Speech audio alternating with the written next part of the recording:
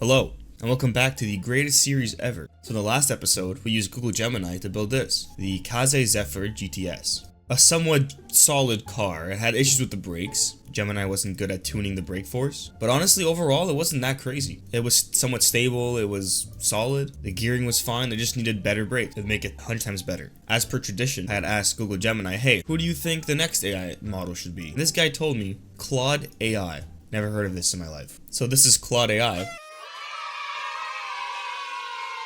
Happy Wednesday, celery. Thank you, Claude. I've got the prompt over here, and I'm just hoping it's just a little bit better than the Google Gemini car. So the car is generated. Let's see what we got. Kazuki Kz-180. And the trim name is, I cannot pronounce this. I'm gonna try.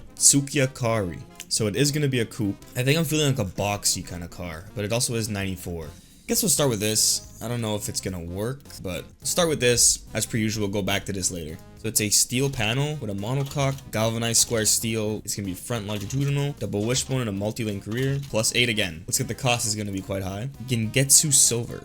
Oh, like that little bluish hint to it. So it is rear-wheel drive. Eventually we'll get an all-wheel drive or front-wheel drive car, right? I hope so. So the engine is the Kazuki Kz-180 TS, which stands for twin spark. So it is an inline 4 with aluminum light. It has a bore of 82 and then a stroke of 84.2. Give us a 1.8 liters. It is dual red cam, 4 valves per cylinder. And of course, aluminum performance, but a plus 10. Quite an overbuilt engine. So it is forged steel, forged conrods, forged light pistons. We have balance shaft up to 75 plus 8 quality, 10.5 to 1 compression, cam profile up to 65, then 70 springs and lifters, pretty high. RPM limit is 7800, VVT in all cams, no VVL, plus 9. It is another naturally aspirated engine. I'm really surprised. When I test these cars, it's always turbocharged. Then I'm like, hey, I'm gonna sit down and record this car. That's what I do. I don't pick and choose. I just decide I'm gonna record and I just pick that car, and it's always NA. It is fuel injection, multi-point per cylinder, fuel map of 45, ignition timing at 75, quality plus 7. Again, gasoline is premium unleaded, but a performance mid, manifold size up to 70. So of course, tubular race, again, 65 headers, no bypass valve, single exhaust, 60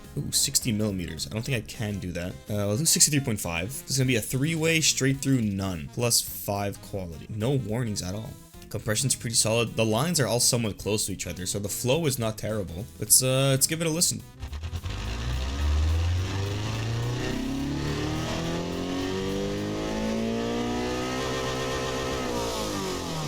Sounds pretty good. That sounds very good, actually. So we're making 186 horsepower, which is less than the Google Gemini car, but more than the ChatGPT car. So 5-speed manual with a helical LSD, plus 7. So we got radial sports with 195s in the front, 205s in the rear. This is the smallest we've gotten. Got alloy rims, plus 5 quality. Wants the profile to be 60, so it's not terrible. The brakes though, vented single piston, 280s, which is quite big considering it's 195s. It's a solid disc, 1 piston, 260. See, that might actually be fine. Even this, you know, it's single piston, vented disc, we'll see. Brake pads only up to a 60, plus 6 quality. So aero, it is semi-clad, no cooling flaps, no nothing, up to an 85 again. And the brake airflow is up to 75, with plus 3 quality. Interior is a 2+2, keep it like that. It's sports, standard CD. Optimized weight department's up to 70, and it is plus 5 quality.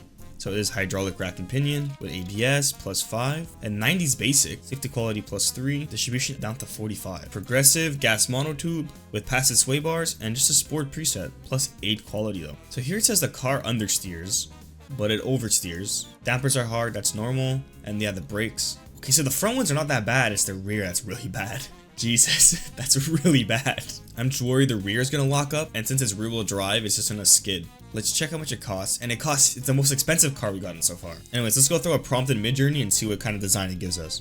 So hear me out. I went with this body. I know it's like a Ferrari body, but it could definitely work. It's boxy enough, but also round enough. Anyways, yeah, so the car still oversteers somehow. Even though it has like no grip in the front. I'm gonna try and fix that with the Aero. Technically it doesn't have a front wing. Technically not allowed to put a front wing on the car. This is the design I'm going for. Let's see if I can do it. So I'm gonna go with pop-up headlights. Gonna do my best to animate these after. It does have a very simple front grille. You know what? It's like that with just like a smaller version of that. Okay, we're getting somewhere. You know what it looks like? Like the older RX-7s. There we go. It's perfect. I kind of like it. You know what? I kind of like the front end. It's not perfect, but I think I'll roll with that for now. Could go like the Subaru type rim. So kind of like these ones with the spokes that stick out a bit. So the front's basically already finished. Doesn't have fog lights. It does have a little trim piece that goes through like that. Yeah, that's nice. And it does have like a front bumper mount. Yeah, it's sick. This is definitely more like RX-70 than the picture is more like Supra. This is more like RX-70. The rims are so small, it pisses me off. It does have a nice vent right here. I like that. That's nice. That's cool. That looks nice. So that's the front done. That's the rear done. It's missing indicators. Yeah, I like the orange on top more. It has a huge exhaust cutout. Yeah, I kind of like that. Looks weird. I like it though. I mean, that works. It's very simple. Brake light like that. It looks a bit funky. I kind of like that. Yeah, I like that. You know what? It's not really what the picture's asking for. I'm just gonna stick with this guy. What? It's very OEM. It's very simple. Yeah, it's pretty cool. I kind of really like this car. A bit of rotation on it. That's a little big. Wait, it's like a fart can. Dude, like that? That looks sick. You know, this car's growing on me a lot. It's different. Everything else has been like the same kind of concept. This is a bit different. Let's give it some side skirts. If this had like 18-inch rims or 17-inch rims, it'd be so much better, but it has 15s. This is like the trim below. It does need an interior. So I'm just finishing up the interior quick. And I've gotten a lot of comments asking how do I animate the, the steering wheel, the gauges and the handbrake and stuff. So I'm gonna do a quick tutorial on how to do that. So there's two ways you can do it. You can do it manually. You can just do it like you have to input it in description, input the fixture ID and what it does, blah, blah, blah. It's a much simpler way to do it. I'm gonna leave a link in the description for the video where I found this on. It's called Auto Beam Animation Generator. You select the function. So let's say steering wheel. Fixture ID is 42. So you put 42. Calculate, and you just copy paste this into the description, and now your steering wheel is animated. It's really that simple. It's a little complicated when you get to the gauges. This is tachometer, so we'd go here to RPM, and counterclockwise and clockwise I don't understand. Usually when you want it to go clockwise, you put counterclockwise. I don't know why, but that's how it works. And then you want to do, so the min value is obviously 0, and the max value is the max that's on the tachometer, not the max that your car does. Don't touch anything here. Range of motion, that's how much degrees that the tachometer actually spins. So you just copy paste this again in the same spot where that goes.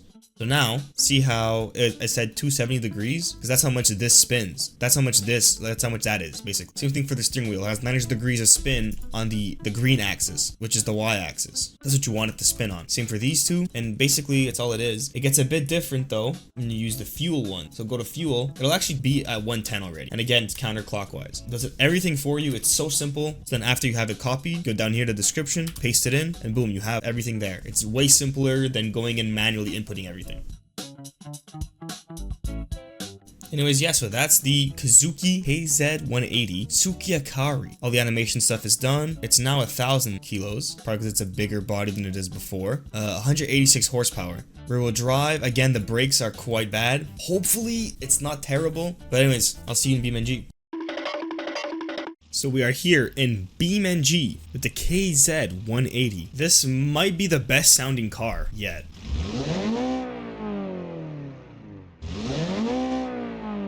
I don't know why, I feel like that sounds amazing. As you can see, the lights, they pop up. It's not smooth, obviously, but you know, all the gauges work. Handbrake works too. And let's take it for a quick spin. Just dump the clutch.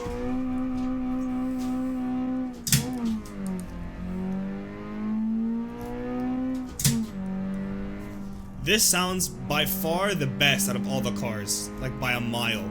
The brakes, like the last, are quite bad, but you know what? They're way more bearable. I don't know why. Maybe because the car weighs a bit more. This thing sounds amazing. What the hell? I went with nice blue gauges. I don't know why. Felt like it. This thing sounds so good. For a 1.8 liter, went for a very low spec interior. Plastic and cloth everywhere. It definitely understeers a little bit. But if you use the hard brakes to your advantage, dude, it rips, man. It actually rips. This might actually be my favorite car so far, just because it sounds so good. The brakes are way too high for the car, but it's more manageable than the last car because it has less horsepower. You're just not going as fast. That's my theory.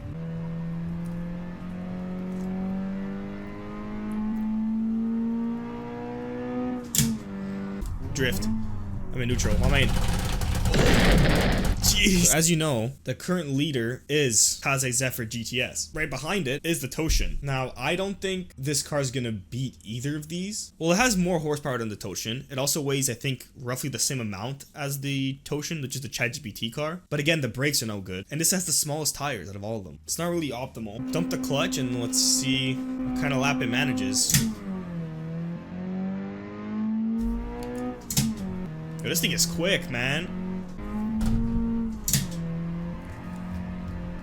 Oof, not the best nice line through there. Nice shift. Nice upshift right here. Gain some speed. Use the brakes. You could brake late because the brakes are so strong. So just hope you can control it. And so far, I'm doing a pretty good job. I got used to the last car, which is way harder than this to drive. This thing's quick. Dude, what did I say about the time? No way, I threw at the end. I threw at the end. I completely did not put, I don't think I put the clutch in at all. Like, I kind of want to give it another chance, but that's just the way it goes. Anyways, overall, I think looks, performance-wise, this is my favorite car. Something about it, the long front end, you know, it sounds so good. Yeah, if the brakes were a little better, I think this car would be a lot better, obviously, you know, but... So here in Gunma, with the Kz-180, let's throw up the pop-up headlights. Let's go 3, 2, 1. And we're gonna restart because I misshifted. Gonna launch it in second, because I think I could do that. Anyways, 3, 2, 1. Okay, a bit of a weak launch, but I'd rather have a controlled launch than spinning out instantly. Okay. I forgot the brakes are atrocious. I was driving it like a regular car. Anyways, attempt number 4. Put it in third there. Less torque, slower, but it's more stable. To brake early through here to avoid locking up. I'd have to avoid locking up with ABS, which is insane. That is the whole point of ABS. It's like I'm driving a car with no ABS, practically. Ooh, oversteered a bit there. See, nice use of the hard brakes there. Come on, turn in. Oh dear. Lost a bit of grip from going on the grass there. Not a terrible line though. It fishtails quite a bit. I still have yet to use fourth gear. Probably could have shifted there, but I don't trust the car. So after this turn, it tightens. Right after here.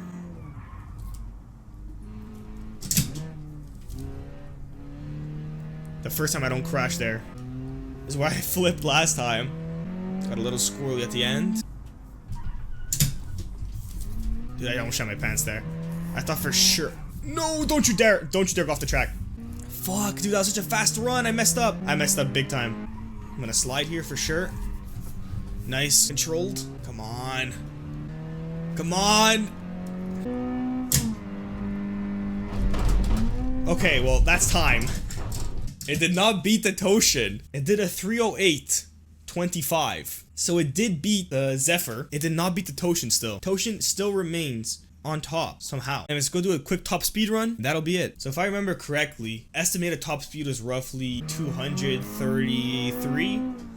So this car is definitely hitting that. I feel like this thing's probably gonna hit 260. 260 is doable, I think. Maybe not. You know what? It's already slowing down. We're already in top gear. We're not at 200 yet. Okay, 200. No, it's climbing. It's not a very smooth top speed though. The wheel is moving a bit. So it just passed its theoretical top speed. Oh, 250's in the bag. We got 250. 260? No, it's gonna top out before 260. It's redlining. No. Go to first. Oh my god! I don't think the car liked that. That was the Kazuki Kz-180. In my opinion, it might be like my favorite car. I don't know why. It's not the quickest. In my opinion, it sounds the best. It doesn't look the best. I still think the Toshin is my favorite car. But this one's different, you know? It's got a different design to it. It's unique. It's okay, you know? Anyways, guys, peace.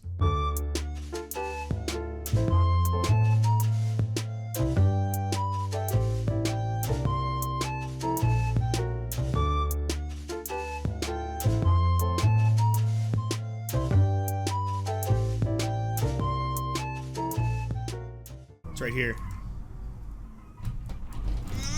I did it again!